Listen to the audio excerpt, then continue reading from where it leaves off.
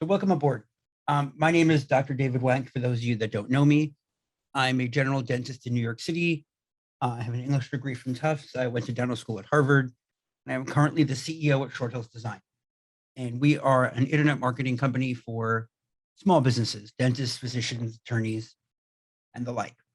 I'm the author of the SEO Masterclass program. I've written the Small Business Web Design Workbook. I've got a small business internet marketing Facebook group that I encourage you to join. I'm triple certified in Google Analytics. I've lectured all over the place, including at WordCamp, which is WordPress conferences. So here's my contact information. You can, and I'll put this on at the end, and I'll get you guys a copy of the slides if you need them. So just some quick disclosures. I do not accept any money from vendors at all. And products and services that I will recommend to you or talk to you about are ones that are from my own experience or that of clients who I trust or colleagues who have used the product. And I have no affiliate relationships. And I do use Bright Local. What we're going to talk about tonight, obviously, is local SEO. And I've tested a lot of software. And the program that I use for Short Hills Design and for our clients is Bright Local. I don't have an affiliate link. I don't have any, I have no horse in their race other than that I use it. And I like it a lot. And I do have some of their slides in here because they're instructive. But certainly, I'm not getting paid at all from Bright Local, or anything like that. This is just for education. Okay, we're skipping that. So here's the Facebook group address. If you want to grab that, you can get that whenever. Again, I can give you the slides. And if you have questions, I'm happy to stay on after the Zoom if there are questions, and I'll be happy to answer them. So introduction. So this is a non-technical presentation. The first part of the presentation, I'm going to talk to you about just some basic local SEO concepts so you understand what the difference is, because there's a weird blend and a crossover between SEO and local SEO. And we also have, and I'm going to go over some of the ranking factors for local SEO, and then how Google My Business plays a big role in that, 25% of it, and what you can do specifically, like tonight, when you're done with this presentation, to help improve your Google My Business, how it faces the world. So the take-home message is going to be, I want you to understand the concepts, just to have an idea of why you're doing what you're doing. And again, if you don't want to understand the concepts, doesn't matter, that will give you some take-home actionable tasks. That's what I do want you to be able to do, is to leave here and do something that's actionable right now. Okay, so the Small Business Web Design Workbook. It's a book I wrote, oh gosh, about 10 years ago already, when it was the Web Design Workbook for dentists. Now it's the Small Business Web Design Workbook, because as many of you know who are in different verticals other than healthcare, a lot of the concepts that we have for small business are the same. So this is a non-technical guide for small businesses and their team members. It's not a do-it-yourself. This is what you need to know before you invest in a website or a search engine optimization campaign. It is your kind of user guide. So let's talk quickly about the small business internet marketing workflow, because it will tie into what we're doing today. And this is everything that you do is really based in this workflow. And I haven't changed this also probably, oh my goodness, 10, 12, 15. I mean, it hasn't changed in a decade. And that's a good thing. But, I mean, some of what we do in each box is different, of course, but the concepts are the same. And so phase one is your initial website. You're planning, you're building, you're developing, you're setting up your website to Google standards. Next, phase two, you are driving traffic.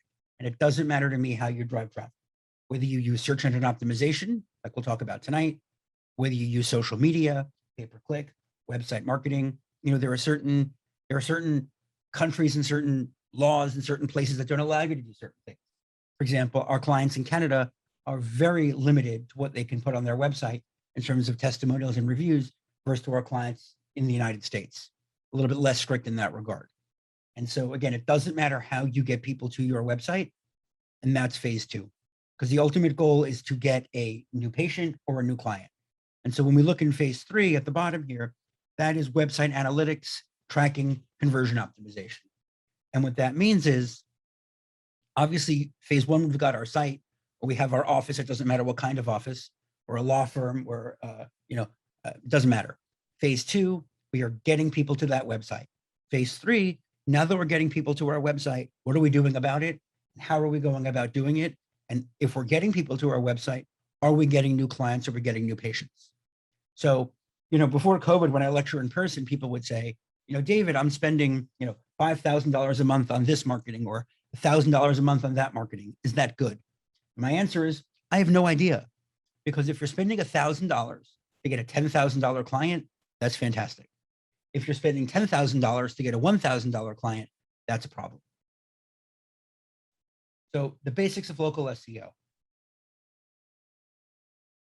In our workflow, so right now we're living right now in phase 2.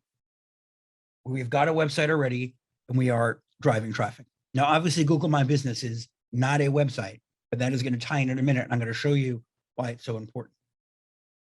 So zooming out, really zooming in, from my SEO masterclass, what we've got is, if you look here, search engine optimization, we can break that down into all of these steps, from setting up, all your whole SEO campaign. Local SEO, as you see here, is one part of it. Just backing up so we get that.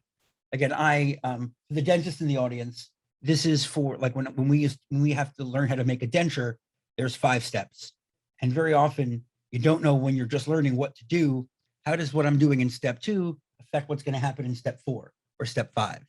And so we just kind of go ahead as if they're each individual steps, hoping that in the end it works out. Fortunately, after enough training, they're predictable. You know what you're doing. But especially here, when people will say to me, David, I have a Facebook page, but no website. You say, wait a minute. So it is important to understand where in the whole scheme of things, all these things fit, because they build upon each other. If you don't have a good website and you are now spending money on advertising and you're paying for ads to go to your website and the website doesn't convert, the website's terrible, then you're certainly doing something wrong and you're wasting your money. And same thing for conversion optimization. The analogy I use is soup in a restaurant. If you own a restaurant and you bring people in for the meal, for the 5-course dinner, they come in and they taste the soup, and 90% of the people that taste the soup walk out and leave and don't stay for the entree, there's clearly something wrong with your soup. And if that's the case, why would you, as many people do, double down now and say, you know what, I'm going to now pay people. I'm going to spend money to drive people to my 5-course special. And why would you expect anything different to happen? If people are coming to your restaurant for free and they don't like the soup, if you're now going to paying $100 a head or $5 a head, bringing people into your restaurant to try the same soup, what makes you think they are not going to feel the same way? So at that point, you have to say, why do people not like my soup? Is it because the soup, whatever reason it is? Turns out everyone's getting the soup that's cold. Now the soup is hot. Now we know that what the problem is. We'll fix it and hopefully we'll make it to an entree. That's conversion optimization. But again, that's the step you get to, because once you've got your site, you're driving traffic to your site, and then you're seeing, how's the soup? Am I doing all right? Am I not doing okay? So we just said that's there. Okay, because Google said so. This is a slide I added in about 5 years ago, basically every lecture I give, because a lot of this is because Google said so. When we talked about mobile responsive years ago, because Google said so, that actually made sense to me. But SSL from a couple of years ago, when Google said we have to have that padlock at the top left of the screen, like our websites are banks, honestly, I think it's ridiculous. That being said, Google said so. It's a ranking factor. If you don't have an SSL, you may not rank as well in listings than someone who does, which is ridiculous. If we were selling products, of course, but to check to see how late you're open, or if you take Delta or MetLife, it's ridiculous to make people jump through, to actually get it configured in SSL, but that is what it is. So local SEO, why do we bother? So local SEO, the idea of local SEO is to position your local business so you're visible to them at the time that they're searching for you online. That's it. And what that means in English is, if someone's on the web and they search for patent attorney, Maplewood, New Jersey, you want your office, your patent attorney office, to come up locally, period. That's it. And it is a subset of SEO. And I say that, and you can see here on my diagram, it is a subset of SEO, because what you're going to find is that one of the things that influences how you come up in a local search is how many people link to you. And that's off-page SEO. Some things that are going to come up are, do you have your name and phone number and address on your website? That's, also quote unquote regular SEO. And so when people do searches, the slide we're going to get back. When people do searches, Google breaks it down into 2 types of search. There's basically a local intent search and a local non-intent search.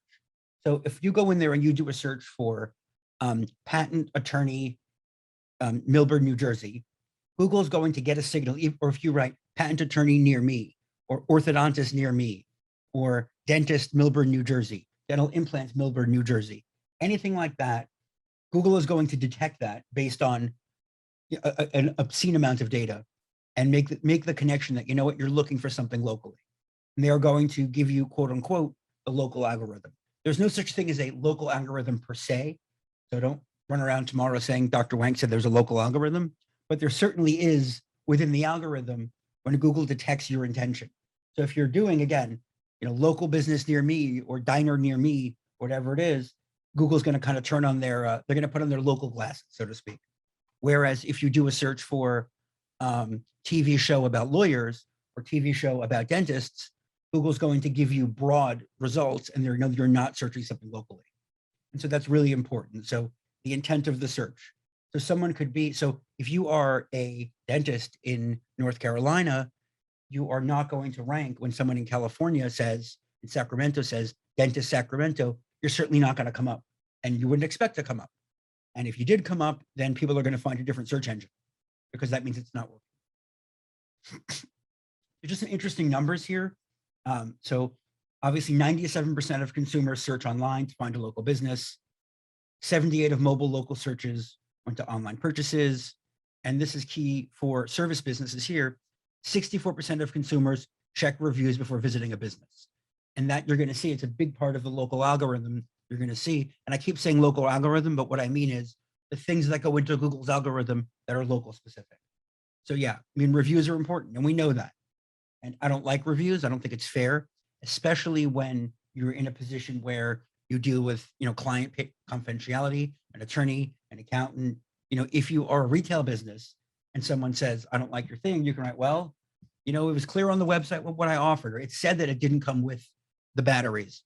But as a dentist, as a lawyer, you can't say, well, I told you X, Y, and Z was a bad idea, and you signed off on it because now you're breaking privilege or HIPAA, and that becomes an issue. So I do think it's a bit not fair, especially if you have someone leave a review for you that never came to your office and they made a mistake. Yeah. I meant the other David Wank. Oops, sorry. Well, great. Thanks a lot. So this is a look at what a Google search listing looks like for the topic of used car dealer at the top left here. And so what I want to show you, I want to navigate through this listing with you. And so what we're seeing at the top here is ads. And I'm going to highlight this in a moment. In fact, let's do that slide. So understand that it starts here, and then this is if you were to scroll down, you'd see this, numbered 1 to 5. I can't fit this all on one page. If I did, you wouldn't be able to see it. But over here we go. So over here, you're always going to see the ads, always on top, sometimes on the side. And then next here, this is where local comes into play. So I did used car dealer, and immediately Google assumes that I am thinking about buying a used car here. And so they're telling me used car dealers in New Jersey. Now, if I had written used car dealer near me, it might have brought something a little bit closer. If I had said used car dealer in, let's say I'm moving to Sacramento. In Sacramento, it would show me Sacramento. It's not going to say, well, I know you're in Maplewood and you're looking for Sacramento. It's not going to show me Sacramento. It's not going to say, well, you're searching in Maplewood, so I'm going to show you Maplewood. Now, so this is the local, and this is when we talk about the map pack or the 3-pack or the local listings. This is what we want you see, and this is what we want to be in. So what we're doing today with Google My Business and these local factors, that gets you in here, or hopefully. And why do I care? And the reason we care is because the data shows, and this is all data from Bright Local and from Moz and other organizations. I can give you studies if you'd like. I just figured I'm not going to bore you with citations, but I can certainly tell you where all of this data comes from. And so what you're looking here is something like these listings here allegedly get around 32%, they said, it kind of intercepts 32% of the clicks. There's just something to think about. Now over here, you see organic results. And again, organic results are used car dealer. So the people over here in paid search said, hey, Google, when someone does a search for used car dealer, I want you to show my ad. And Google said, okay. And there's a bidding process, and it goes like that. Over here, you've got to be local. And we're going to talk about other factors. So here we are in, where I am, Maplewood, South Orange. If somebody in upstate New York wanted to be here, it's just not going to happen. Google's not going to put someone in upstate New York listed here for someone, me in New Jersey who's searching for a local service. It just won't happen. Now here's organic. An organic search is where Google says, okay, what website has the best information that we think matches what our user is searching? And used car dealer. So they're saying CarMax again. And is that the same one? That's the same one. So CarMax, Auto Trader. And then we have Carfax and Yelp. Now, what's this here? We see the results are sort of interrupted. And this is the Q&A that I'm going to talk about. And so we can really take advantage of the Q&A. It's almost like a hidden feature in Google My Business, because what Google is saying here is, people like you who search for used car dealer have also searched for these other types have these questions. And what would be really great is if, there was a used car dealer here. Let's say this guy, bad credit car dealer. If bad credit car dealer, were listed here, or bad credit car dealer, if I were advising them, I would say, go to your website and write an article that says, should I buy a car from a used car dealer?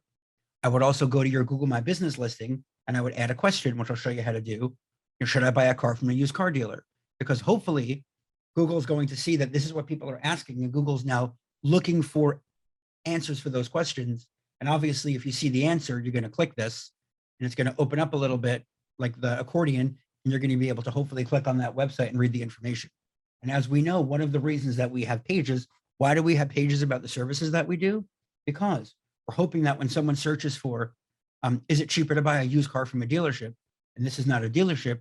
Your article says, actually it is, because the dealer does this and the dealer does that. And the state of New Jersey puts this extra tax, or whatever it happens to be.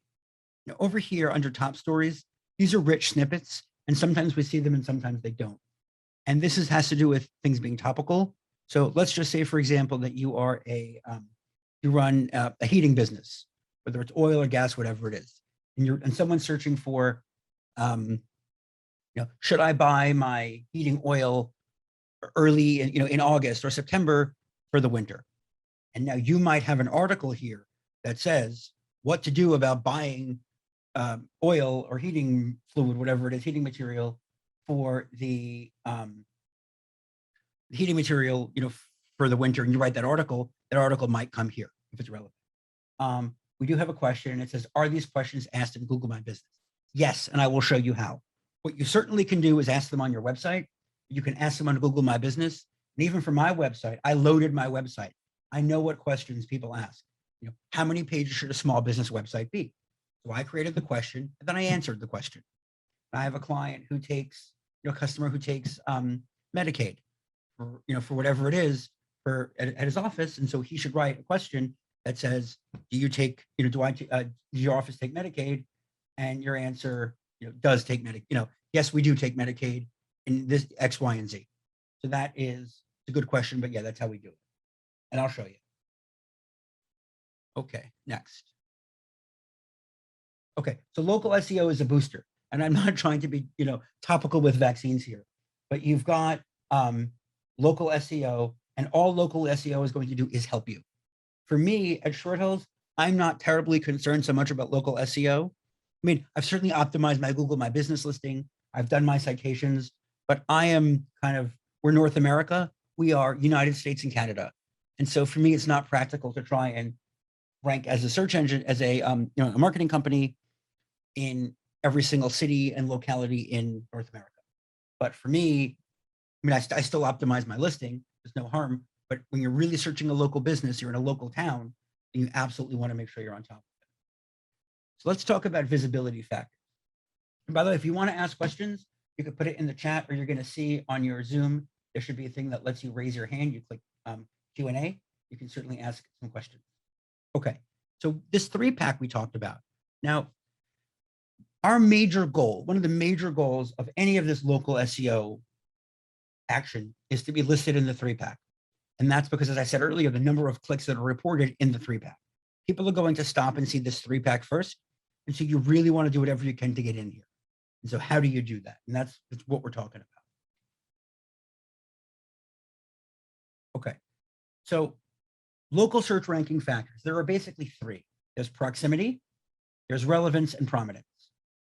And so let's talk about, this should say prominence, not authority. But okay, so what determines proximity?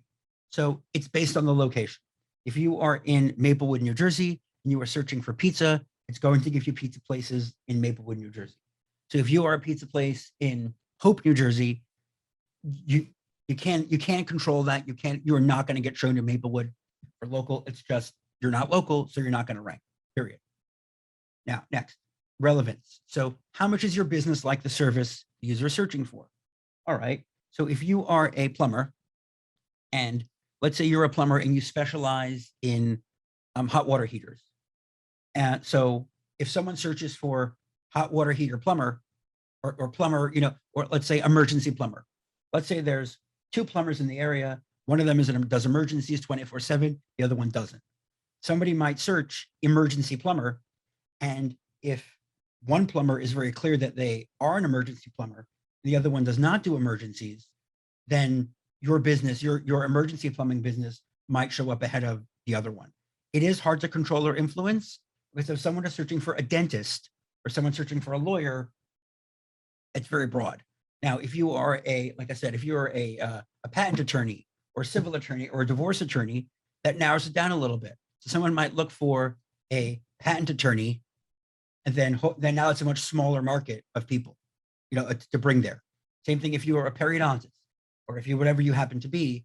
But if you're in a larger firm, a larger vertical like general dentist, it's going to be harder. Then again, that's why we add secondary categories that I'll show you, such as teeth whitening or cosmetics. And part of what you could do is look at what your competitors are doing to see how you're ranking against them. And then authority or prominence, such as reviews and links, which are important. And these we can definitely manage. Reviews and links can absolutely be managed.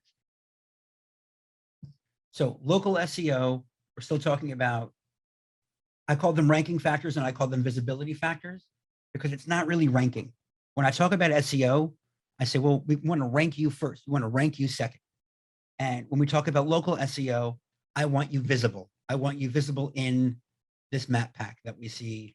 Where'd it go? There we go. I want you visible right here in this map pack. That's what I want. Okay, so over here now, so we have local signals. Obviously, Google My Business, and it's about 25% of it is Google My Business.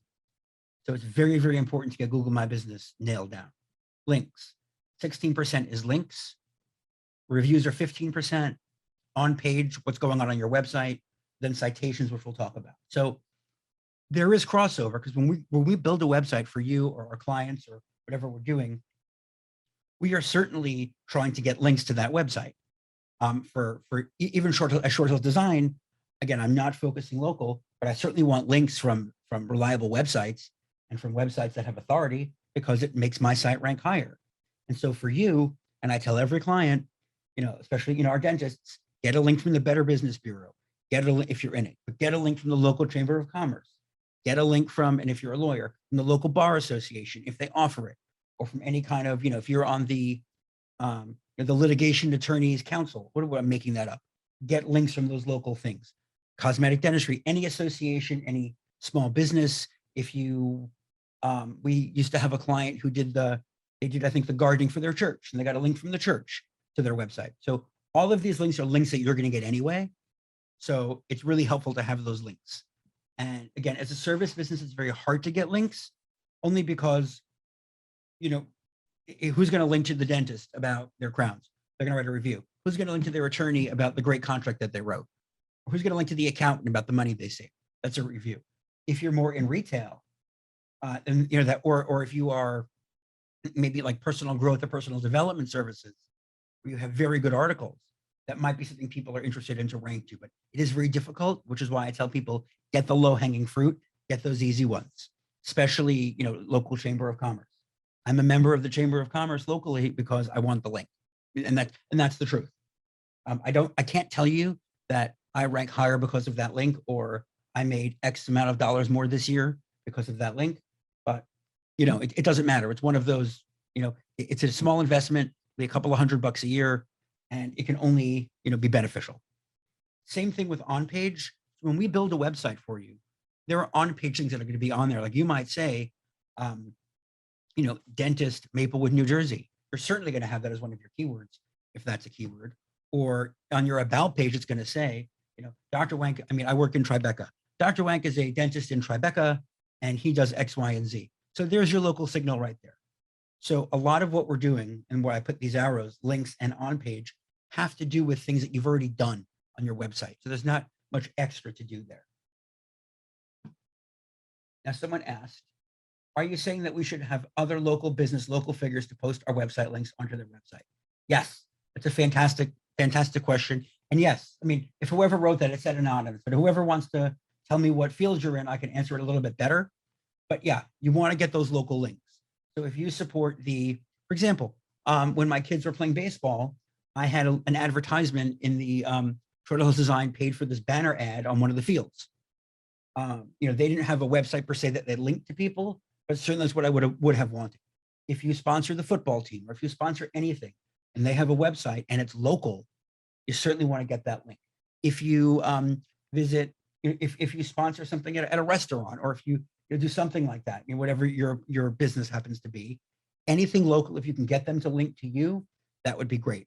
And ideally, you'd have them write something, again, not a review, but to say, Dr. Wank, did a thing, like, okay, let's say when the kids were little, I'd go to their school and I would talk about how, my dad's a dentist and this and that.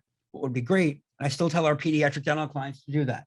If there's some, local, parents magazine that's online for the community, and you can get a link from that magazine and say, oh, here's a write-up, Dr. Smith, she was at the elementary school teaching the children how to brush, and, visit her at www.whatever.com. Those are very, very helpful.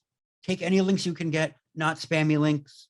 What I mean is, if someone offers you a link from a used refrigerator repairman in Scandinavia, 10 years ago, we'd get that link. These days, that's a spam link, and you don't want to do that. Also, I came across this with a client. Some dentists wanted to get together and link to each other's pages. That's a link farm. Don't do it. It's not, because there's no purpose in that. It's one thing if you are a dentist and you want to link to your root canal specialist website, or you want to link to your oral surgeon's website, or if you're an attorney, there's an accountant you work with every day and you want to link to her website. Terrific. But as an accountant in New York City, don't link to accountants in 50 other states, because those 50 are going to link to you, because Google knows that that's a link farm, and those aren't legitimate, helpful links for people. Okay, next slide. Okay, so on those visibility factors, so one of the things that you see here at the bottom that I did not make a circle thing, but over here on the bottom right, you can see that this is my, let me draw on my laser pointer here. You can see that over here, I have my address, and that's another signal. And so you see it says 07040. And so when people say to me, this is funny, because they say, well, I'm in this town and I want to rank, let's put a pen here.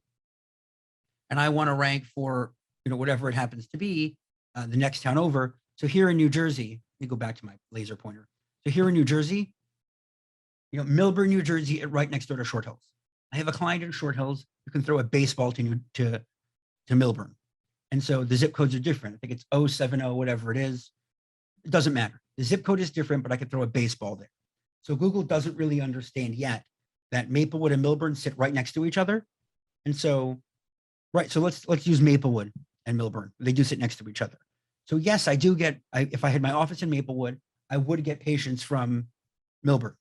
The problem is that Google's, because I have a Maplewood address and a Maplewood zip code, Google is not going to put me ahead of someone whose physical address is in Millburn. And granted, on the other hand, the Millburn dentists are going to say, well, we have patients in Maplewood. We want to rank for Maplewood.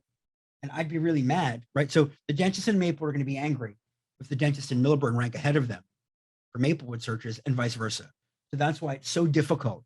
If you're in multiple towns, it's so difficult to rank locally. There are ways to do it, but it's very, very challenging, because the whole point is that we want you to be local, or Google does.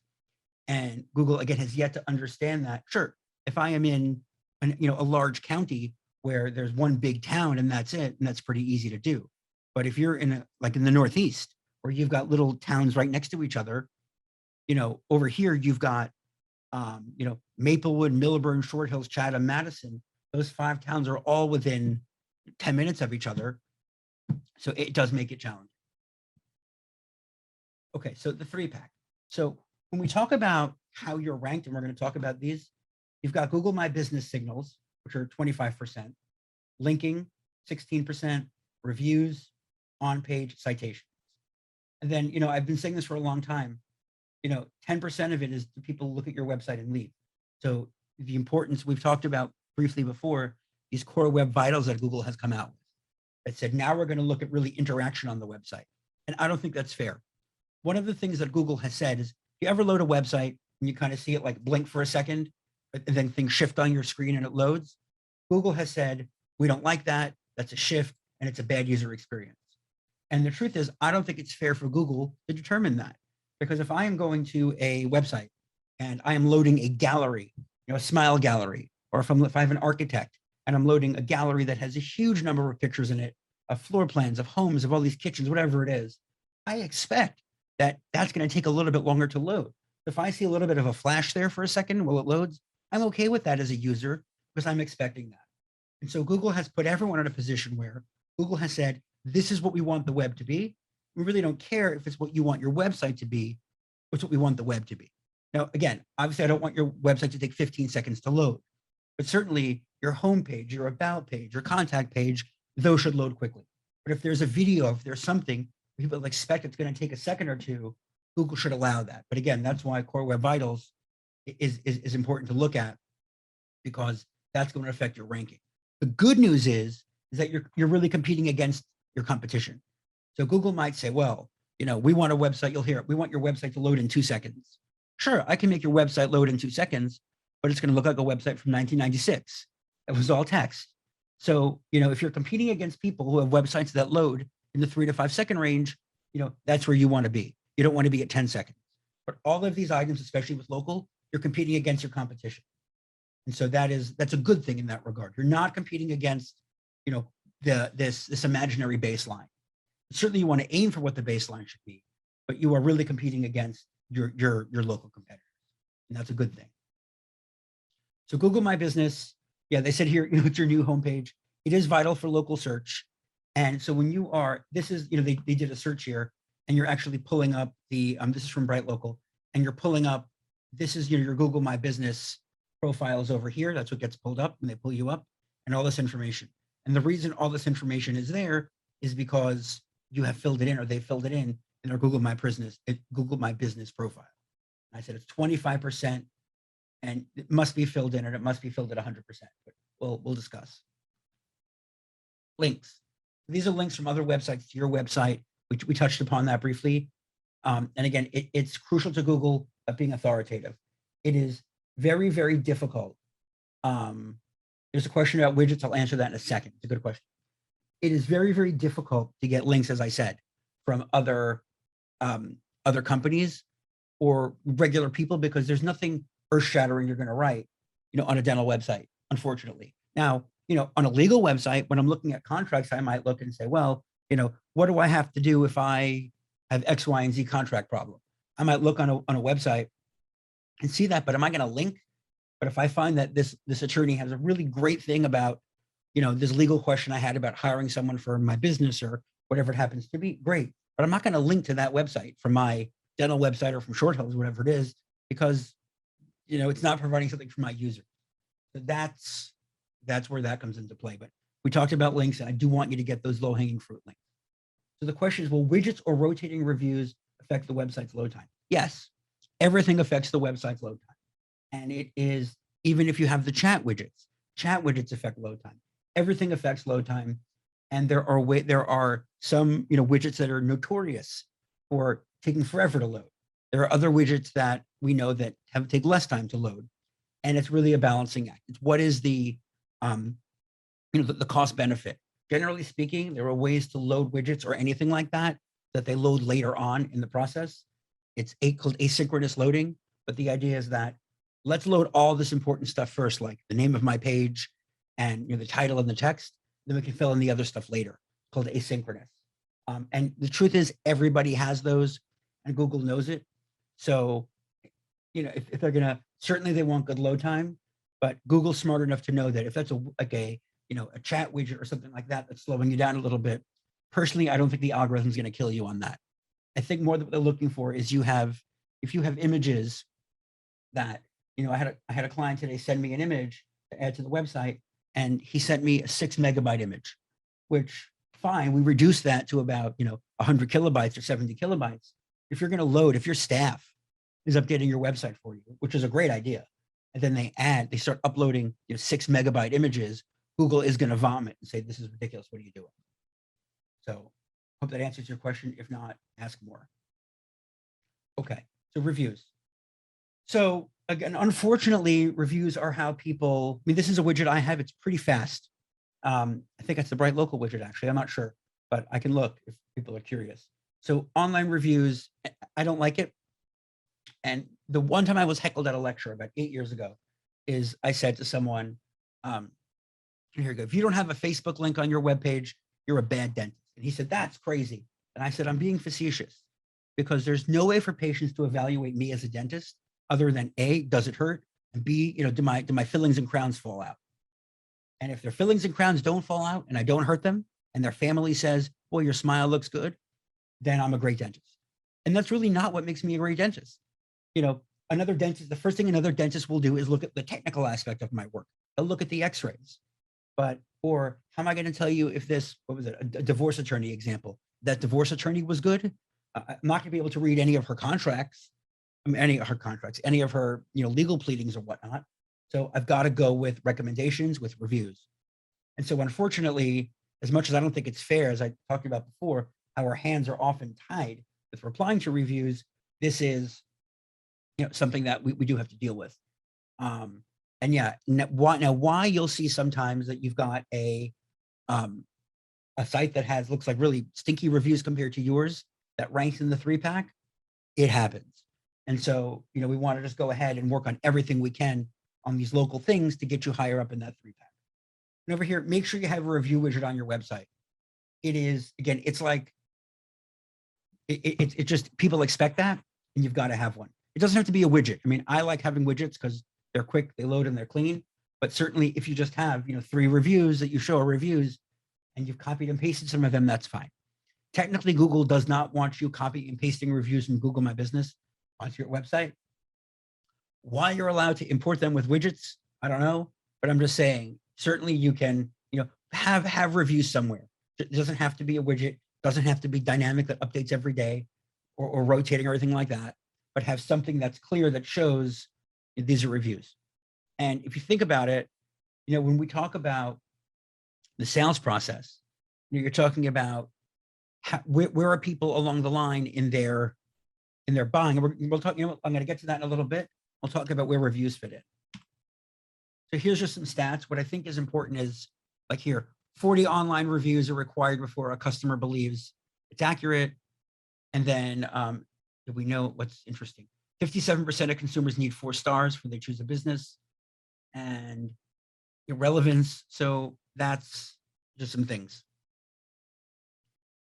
Right, to get in, you've got an average of 47 reviews for businesses appearing in the top 3 positions. Again, I don't know what vertical that is, so it's very hard to tell you how actually relevant that is. But this 3-star to 5-star gets more clicks. This is true. It's the 3rd most important ranking factor. So there you go. Reviews are key, as much as we don't like them. On page. Again, we talked about on page already. This is your content, your images. So your address or any headings or local content, like we said. Here's my footer.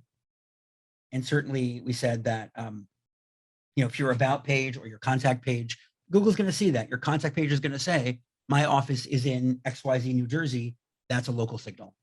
And that's something we've already done when we built your website. Citations. So citations are these directory listings. And so the reason that we have this is because there are certain, you don't need to have your site updated in 3,000 directories. And what happens is Google just wants to check across these directories to make sure things are consistent. If you're a client of mine in the past, you've heard me talk about Moz Local. They changed how they do things, and now I use Bright Local for me and for our clients. But the concept is the same. So Google has Google My Business launching in 2005. And their issue is, how do I make sure the data is accurate?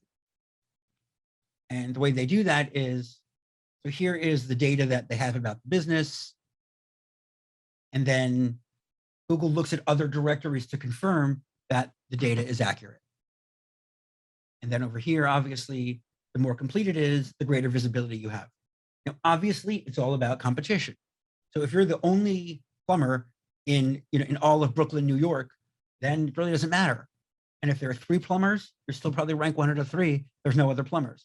However, I can't tell you that if he doesn't have his hours, but the other plumber does, that they're going to rank higher. I don't know that. And so again, same thing with SEO. I once had someone say to me, our rankings dropped. Can you figure out why? I said, it doesn't pay to figure out why, because you're in the situation already. And if I figure out why, that could change tomorrow. It could be that you have new competitors. It could be that something changed on your website. So, certainly I said, did you change anything on your website? No. Okay. So then what is it? I don't know. But to try and go with a needle in a haystack to figure out what it was, you might never find the answer, and it's not relevant. So, and then of course, if your data is missing, or there's incorrect data, it can damage. It says, it damages, it can damage you. I mean, again, it's not just one thing. The good news is that in all these things, one thing is not going to kill you, and one thing is not going to, make you at the top. It's the big picture. So here they're saying that listings are 10% of the ranking. We discussed that, and they're also saying that on the local organic results, about 8%. And that's from Moz. Same thing here. I'm not sure how much I agree with this, but I put it in here because it's interesting that if you do a search for something and you do see like Yelp or WebMD or lawyers.com or something, that usually means that there's not a dominant organic search there, which means if you see that, you search for divorce attorney, my town, and you find that you're getting, 1 or 2 results, and then Yelp and, whatever, some local business directory or something, then that probably means that there's a lot of room for you to improve and to get up on those rankings, because there's nothing specific. Google would certainly rather show, Mrs. Whatever, such and such Esquire, divorce attorney, my town, as opposed to here's Yelp. Because again, what is a better result for the visitor? The better result is getting that specific, website. So let's talk about Google My Business now. So I'm going to take a step back. So we went over these other ranking factors here. We went over, let me back up a bit. Okay. So we talked about very quickly Google My Business, about links, reviews, on-page, and citations. So now I want to take a little bit of a dive into the depths of Google My Business, as it were. So let me just go back to that slide. Okay, so Google My Business. So this is, so at the end, I'll talk about what services we offer, but to show you, this is to show you what we do with our clients. So first of all, make sure you own your own account. All of our clients, I ask them, please make me a manager so I can get in there and make, our team can make changes, but every client of ours owns their own account. There's no reason to ever have me or anyone else own your account. And make sure you complete your profile 100%. You can do everything else right, make sure it's at 100%. 99%, again, I don't know. If you're at 80% and everything else is perfect, could you rank ahead of a competitor who's at 100%? Yeah, you could. But again, it's so easy to do what you have to do to get it to 100%. Why play that game? It's one of those that will take you more time to figure out if it really hurts you than to just do what they're asking. And this is because Google said so. So I put some numbers here. These are just the spots that I want you to hit, that we hit. Obviously, your name. And I like to have Google My Business as the one source of truth. So I want to make sure that, this is where I'm going to define everything from. Meaning when I go to submit to, my Facebook listing or any other directories or anything else that's going to match what's on here. That's what I want. So Short Hills Design, website designer. I don't do it as a physical location. I've got, but you would for local business, your service area. Now you could write the towns that you're in. Maplewood, New Jersey, 07040, Short Hills, New Jersey, all that stuff. Hours are very important. Again, will someone with hours rank ahead of someone who doesn't have hours? Who knows? But just put it in there. More hours. That means if you have, maybe every other Saturday, you could, again, this I don't think is this is not something that's going to kill you. Special hours, you might want to, but again, I don't think that's a killer. Certainly you do want your phone number. This is the profile name that they're not letting you change anymore. These are just the basics, the baseline. And then moving on. So notice over here, so this is the link to the website. If you notice here, I added all this gobbledygook after that. And what that is UTM tracking from Google. And what that is, and we do this for our clients, it allows me to see where clicks came from. So that's going to the homepage. And when I look at Google Analytics, I can see that, oh, this is a referral that came from Google My Business. So I know how much traffic I'm getting. Same thing here with, you can't see the full thing, but my appointment link, I don't really have an appointment link, but I put our contact page because to me, that's good enough. That's an appointment link. And I do have the same tracking because I want to see if I have 100 visits to my contact page and 99 of them came from Google My Business, that's great. If one came from Google My Business, maybe I should do more with Google My Business. Services, you can put your services. And what's cool is you can also put images of your services. I wouldn't necessarily, if you are a dentist and you're doing whitening, I don't know if I would put, real people on there. I mean, I wouldn't.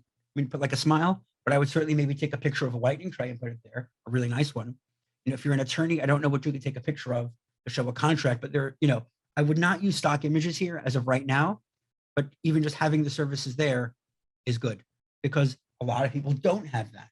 And if you have what other people don't have, you're going to do better. Now, these are attributes such as, identifies as woman-led or let's see, appointment required, mask, all sorts of things that can go in here. So that's something else. Health and safety. It's all the COVID-19 stuff. You can go through these and see what applies. Then you've got a description, opening date. I don't remember exactly what it was. And then photos. I've got photos. So those are the basics that absolutely should be filled out by every business. And again, how long is that going to take you? An hour, half hour? I mean, not too much time, especially because it's your business. So you know the information.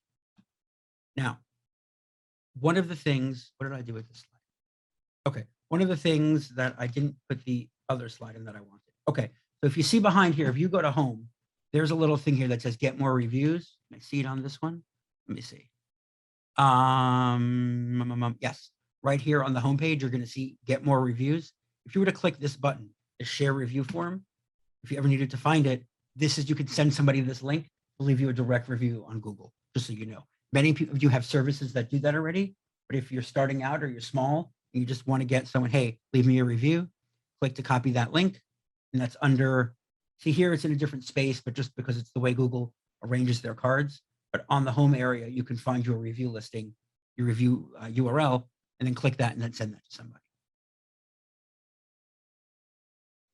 Optimization. So again, this whole posting business, I really don't like it, but it is something that you have to do. I mean, I don't know what we're going to say even as a web developer.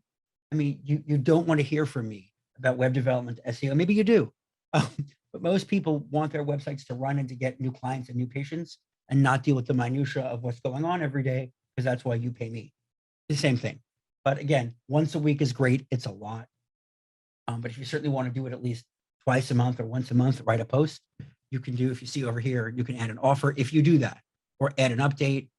Now that the summer's over and we are moving into spring, it's a good time to start thinking about your taxes for next year. Oh no, or at an event, we're having a candy donation thing going on at Halloween, or we just added the ability to do crowns in a day. So it's a new product. That'd be a new service. So in any case, but that is something you could do. And Google likes to see activity there. Again, it's because Google said so. I don't think it's fair. I think we have enough to do as business professionals and with our families and our lives. Don't have to do this as well, but c'est la vie. Photos, add photos, make sure you have a cover photo, make sure you've got your logo. You could add some videos, at least have one. Again, and in terms of making videos, it's a totally separate course, so to speak. But even if you have depends on your company. If you are, I have some attorneys that I work with who, everything has to be absolutely perfectly in line and wouldn't think of doing a YouTube, an iPhone video of them or their office. I have other people who think it's great and they do it all the time. And, there are dentists who did it when COVID came out, so to speak. They, did videos of them of look at everything we're doing for safety in the office for you. and that's well received. So you know what your audience is like, and so your customers, your clients, your potential clients, so you know what they'll appreciate and what they won't appreciate. But if you're going to do an iPhone video, do an iPhone video. Just keep them short. 30 seconds, just something quick. Boom, boom, boom, like a commercial, basically. Think of a YouTube commercial that's 5 seconds long before you click skip ad. Make it 10 seconds, 15. I'm David Wank. Welcome to Short Hills Design. We're going to build you a great website. Get in touch on our contact page. Hope to talk to you soon. Done. Something like that. Or did you know that 30% of the clicks from local, that 30% of clicks in a search engine go to the top 3 map pack on local search? Well, if you want to get there too, call me, Dr. David Wank, and my team at Short Hills, and we'll get that done for you. There you go. 15 seconds. Done. Okay. Competitor spam. This is interesting, and a lot of people don't know about this. So look up your top 3 competitors, 3 to 5, and make sure they don't violate policies. So let's talk about what violates. So I made up Smith, Smith, and Smith Associates. That's fine.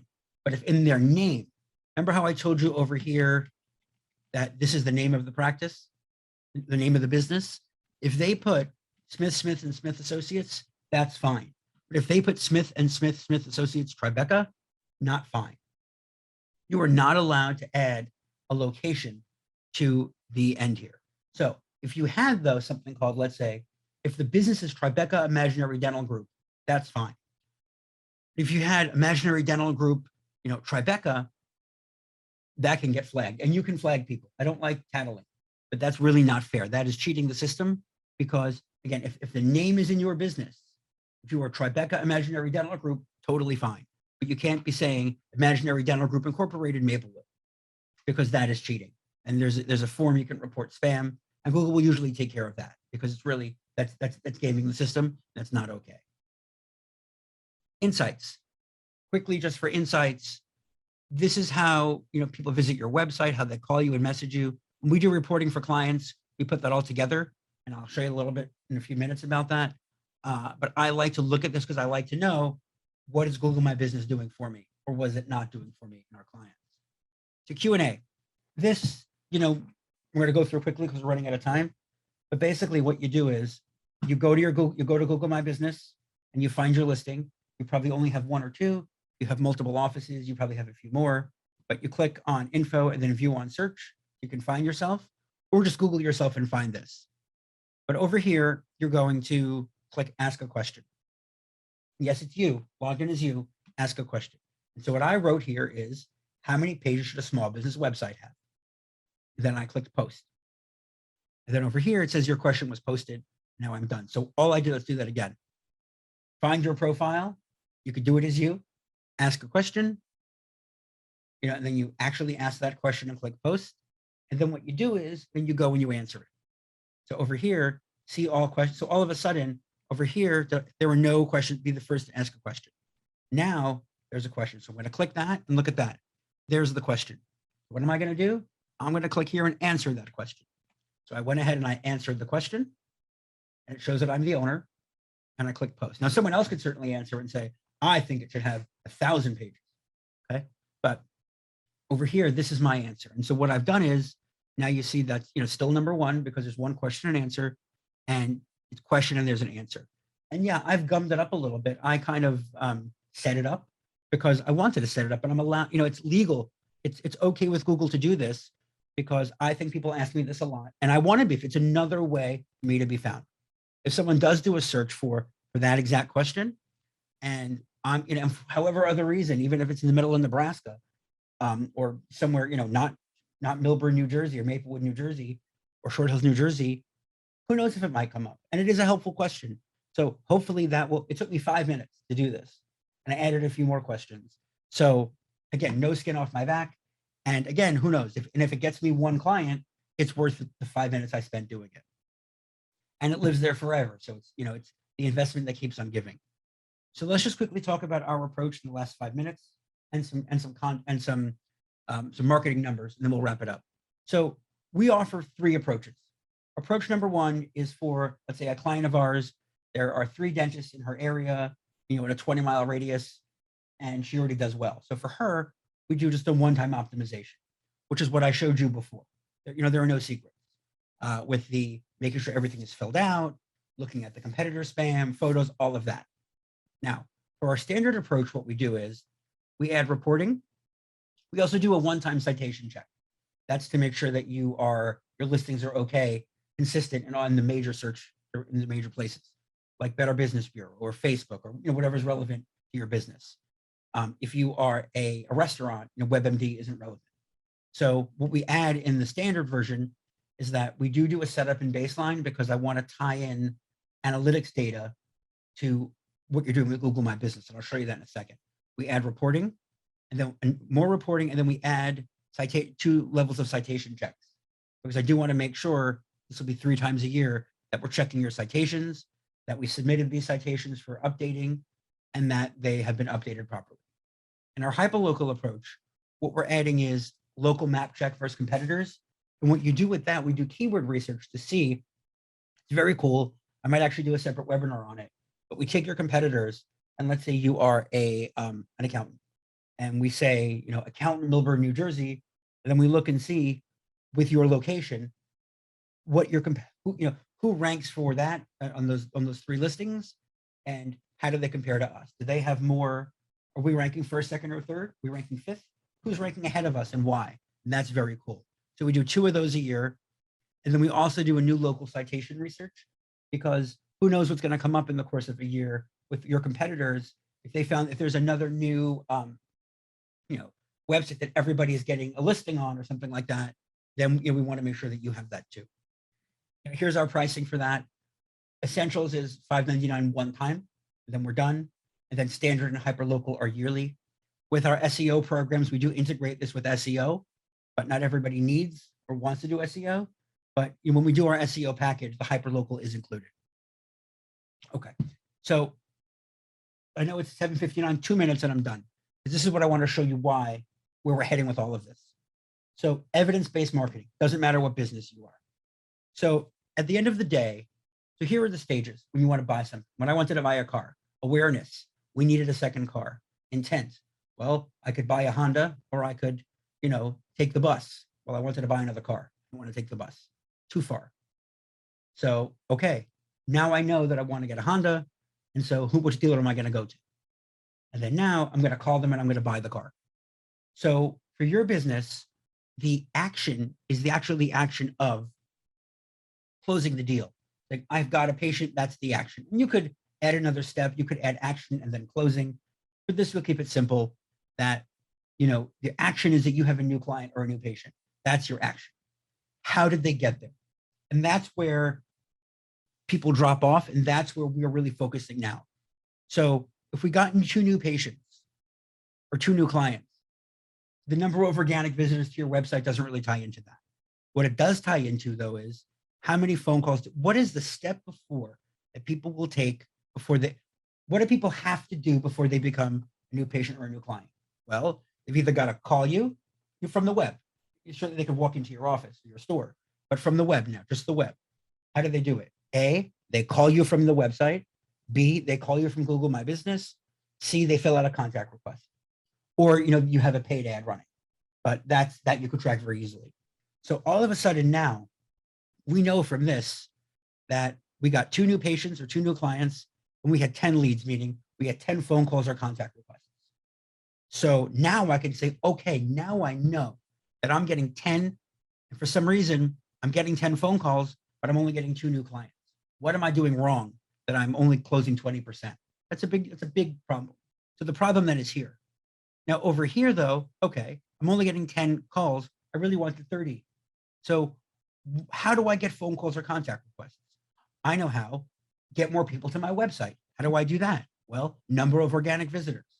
The more people that come to my website, and again, we're not talking about paid, the more chances I have to get a phone call. And that's Google My Business visits and organic visitors. And so you can see, obviously, as you move down the chain, you're getting fewer and fewer people. I didn't want to make this as a funnel, but I wanted you to understand that 2 new clients that month from 10 phone calls. 5 of them might have been irrelevant. But we had 40. So here we see we had 40 people visit our website, let's say from Google My Business and Google Search, and only 10 of them contacted me. Well, I'll take 25%.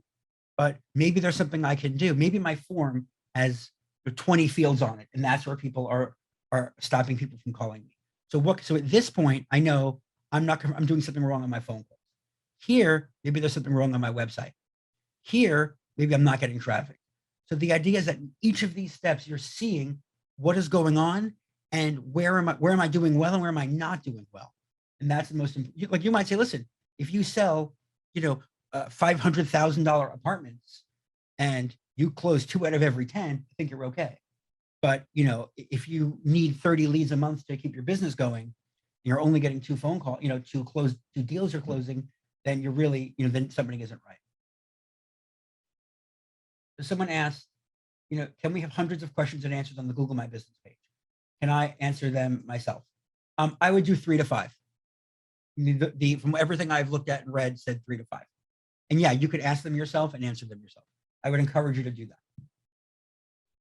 And then I think we have just 2 more slides or something, then we're done. So this is just to show you what the messiness looks like, because this is what stuff I love. So this is from a client of ours, new patients per month. And this is just new patients per month per source. And I'm not going to get into the weeds here, but what's this letting us know is, look at these new patients per month and don't worry about what all the, the colors are. I'm not going to waste your time with that, but suffice it to say from here, and this is data that they gave me, that in her practice, her referral, she has a fantastic referral program. It blows 34% of the total new patients come from families and friends. So what are you going to do? Whatever you're doing, keep doing it and do more of it. But at least we have a baseline of what we're doing for new patients. But I want to see what we're doing from the web. What is that pre-sale step? Now the data isn't here because they weren't collecting it. But over here, what I do want to see is, what are the steps to become a new client or a new patient? We just said that. Website phone call, Google My Business phone call, website form.